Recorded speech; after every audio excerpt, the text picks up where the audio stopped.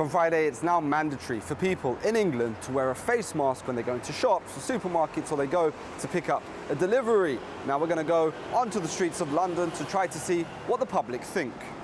They should have done this before the coronavirus went into lockdown. The fact that they're trying to fine people £100 and valuing money over people's health, just that paints a perfect picture of our government all over. I think these should have been implemented from the beginning, not now.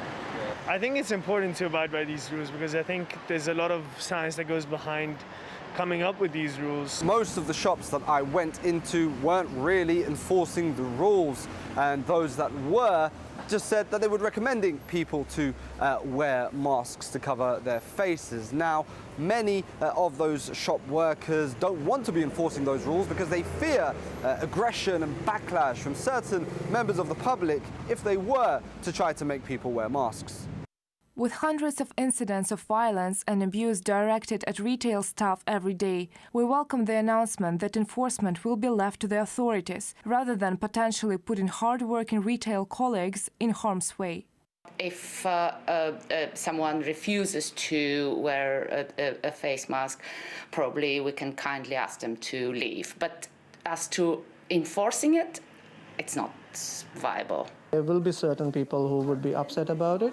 And the most confusing part for us also as well is how we can enforce it. We can always encourage people to have it, but God knows how we can enforce it. The government have said that those who refuse to wear face masks when going into shops could be fined up to £100. Should an individual without an exemption refuse to wear a face covering, a shop can refuse them entry and can call the police if people refuse to comply. The police have formal enforcement powers and can issue a fine. And the police don't seem to be too keen either, saying that making them enforce it is both unrealistic and unfair.